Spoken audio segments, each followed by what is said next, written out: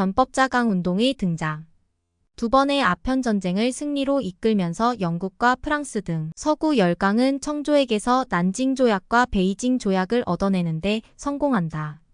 당시 태평천국 운동으로 전국 각지에서 벌어지는 반란을 진압하는데 전전긍긍했던 청조는 영토가 아닌 겨우 통상 조약만으로 침략을 멈춘다는 서구 열강의 조건에 바로 합의하였다. 이제 청조와 서구는 대립이 아닌 협조 관계로 전환되었고, 이를 위해 청에는 총리아문이 설치되어 서양과의 모든 사무를 총괄하게 되었다. 대신 열강은 청조에게 군사력 원조와 근대적 기술, 차관 같은 자본 협력을 약속했다. 이를 활용해 청조를 지원하고 청나라 내부에서 자신의 이익을 완고히 하였다. 이 무렵 청의 권력은 서태후에 의해 장악되었는데 서태후 정권은 이러한 서양과의 협력체제를 기반으로 한 정권이었다. 서구의 침략과 반란이 동시에 일어나며 나라가 혼란스럽자 청에는 새로운 기조의 운동이 탄생했다. 이른바 자강운동이다. 자강운동이 시작된 1862년에는 목적을 태평천국운동 진압에 두었다. 그래서 자강운동의 가장 첫 번째 단계는 서양의 총포와 군함의 수입이었다. 무기와 더불어서 서양식으로 군대를 편성하고 근대적 군수공장 설립, 군함 건조 등이 목표가 되었다. 한족 신사층으로 권력을 잡은 증국번, 좌종당의 상군과 이용장의 회군은 이러한 기초 위에서 태평천국의 난을 진압해 나갈 수 있었다. 아울러서 기술이 도입되고 이를 뒷받침하기 위한 도서들이 원서인 상태로 들어왔는데 이런 과학기술 서적의 번역을 위해서 학당이 설립되고 해외로의 유학생 파견도 시도되기 시작했다.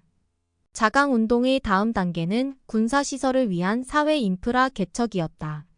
석탄과 철 광산의 개발이 시작되었고 이를 활용할 제철소가 건설되었다.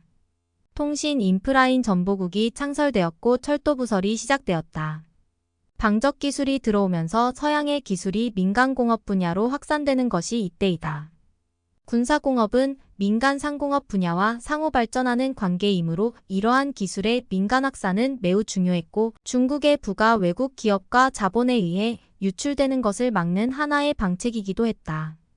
이렇게 북왕의 방책으로 기결된 자강운동은 중국의 자본주의 상공업 발전을 자극하고 서양에 대한 이해의 폭을 크게 높이는 계기가 되었다. 자강운동은 전통적 왕조체제를 회복하고 안정시키는데 얼마간 성공하였다. 이 시기에 청 제국의 통치력이 어느 정도 회복되었기에 연호를 따서 이를 동치중흥이라고도 불렀다.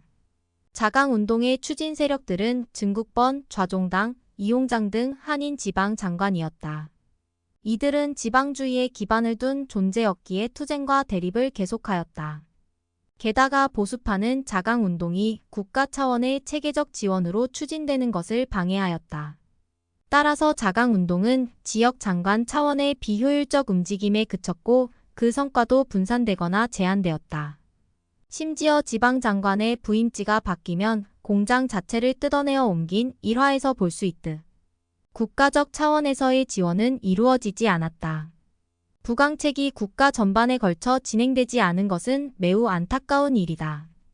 또한 군사적인 면뿐 아니라 민관 합동, 경영에 관여 기업들 역시 관리의 무능력과 부패로 인해 제대로 성과를 거두지 못했다. 여기에는 중국의 전통적 경제구조와 자본 부족, 비효율적 경영 방식 등 다양한 요소가 작용하고 있었다. 자강운동을 통한 중국의 변신은 느리고 느슨하였고 성과 또한 거의 없거나 만족스럽지 못했다. 이는 군사적인 면에서 확인되었는데 자강운동의 상징 가운데 하나인 이용장의 북양 해군이 일본과의 황해해전에서 괴멸되며 자강운동의 비효율성을 증명하였다. 자강운동과는 다르게 국가정책적으로 진행되었던 일본의 메이지 유신이 어떤 효율성을 보여주었는지 생각해 볼 만한 문제이다.